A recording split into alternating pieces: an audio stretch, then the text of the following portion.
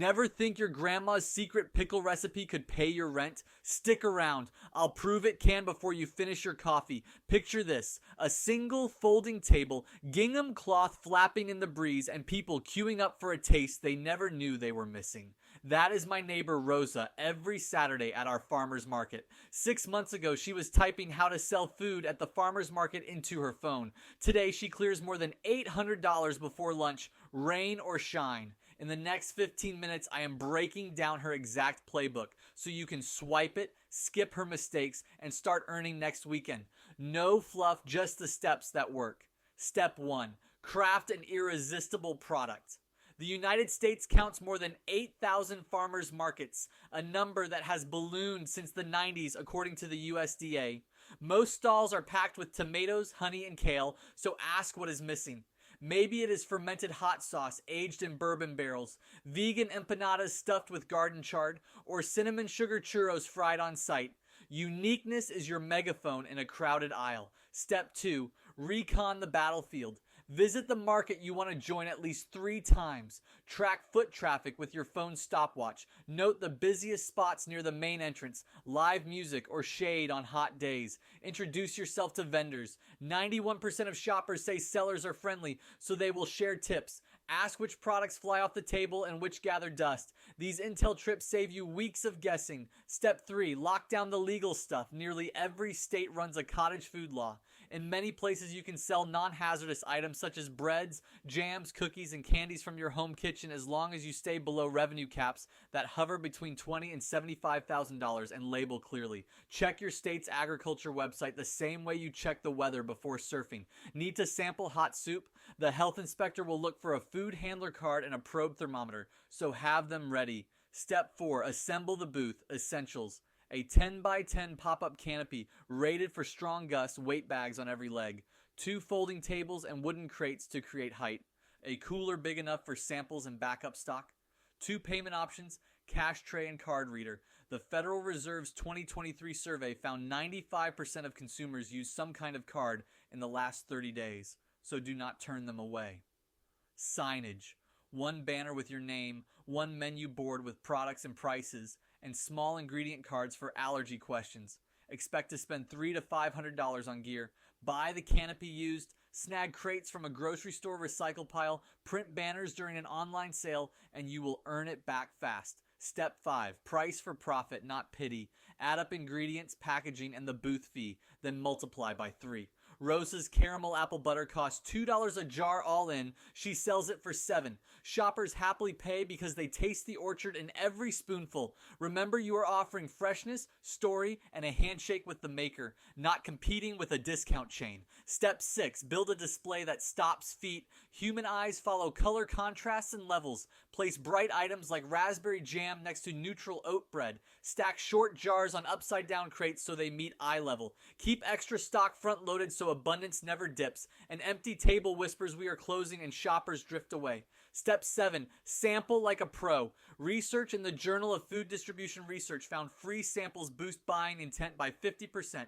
Tiny bites create a risk-free doorway for shy customers. Keep cold samples below 41 degrees and hot ones above 135. Swap tongs every hour and drop used sticks into a jar so the table stays tidy. Your line will grow even if the music stops. Step 8. Tell micro stories. When a visitor pauses, share 1 sentence about the product. I grew these habaneros in compost from last year's pumpkin carvings. Makes them extra fiery. Stories spark emotion, and emotion opens wallets. Step 9. Collect data while you sell. Use a clicker to tally transactions each hour and snap a photo of your sales sheet before bed.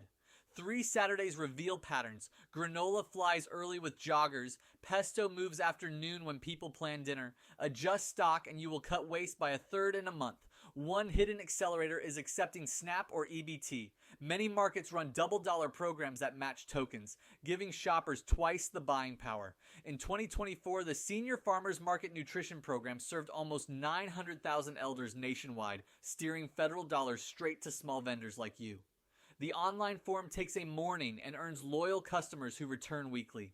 Packaging is another profit lever. Swap single-use plastic for craft bags stamped with your logo and a blank spot where you scribble the buyer's name. That personal touch turns a transaction into a relationship.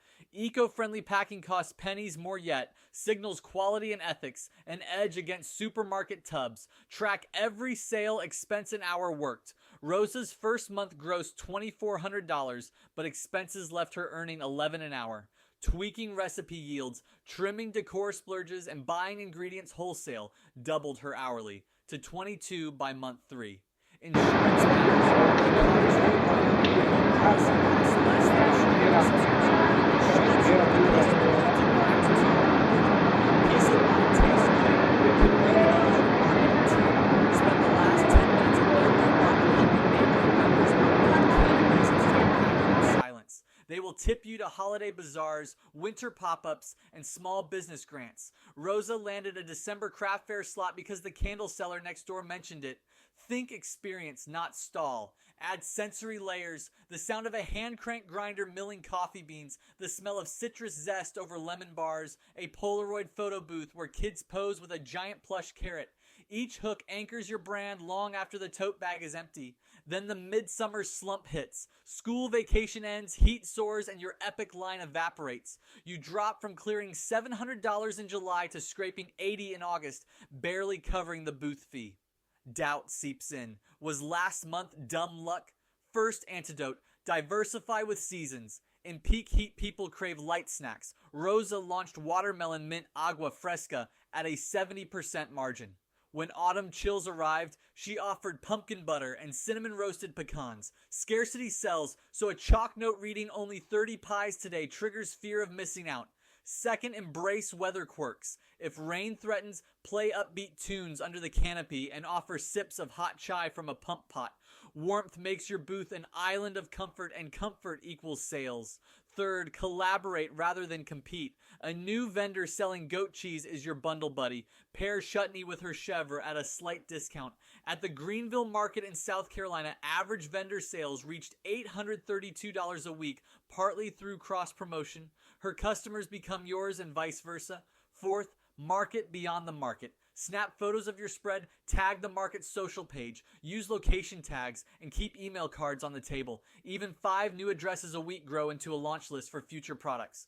Fifth, fight burnout with systems. Pack the car Friday night, use color-coded tubs, and keep a checklist so you never forget the card reader again. Nothing kills momentum like scrawling cash, only in panic 5 minutes before opening. Speaking of scale, one diversified vegetable farm in California earned $74,000 at its smallest weekly market and $500,000 at its busiest urban market in 2022, part of a $1 million year. The roadmap is simple. Start at 1 market, expand to 2, then add wholesale orders to cafes once your process runs smooth. A rising trend is the farm stop model. Indoor stores that pay farmers up to 75% of sales. Get your jars on their shelves and you earn weekday income without staffing a booth, all because you mastered face-to-face selling first. Every Saturday is an A/B test. Try a new sign color or sample size. Log the result. Repeat. In 3 months, you will have a mini data lab more valuable than any business degree. If overhead rises, seeds, jars, fuel, do not apologize for raising prices. Farmers nationwide saw costs spike last season and had to raise prices to survive. A simple chalk note saying jar prices up because glass doubled keeps customers on your side, and sprinkle humor. Rosa sets out a tip jar labeled bribe for our baby goat's college fund. People laugh, drop coins, and remember her booth long after the apple butter's gone. Charm converts strangers into fans faster than any marketing budget. Late October, Rosa rolls in with maple glazed sweet potato hand pies and a portable warmer. The scent drifts across the plaza. By 10, she has sold every pie, plus 80 jars of apple butter and 40 bags of granola, grossing $1,042. The market manager's new tracker shows her booth with the longest dwell time. A cafe owner tastes a pie, loves it, and hands over a card. Supply my brunch menu, and we will talk contracts. Wholesale could triple her income, so she registers an LLC, opens a business account, and books time in a shared commercial kitchen. The farmer's market has turned a hobby into an enterprise.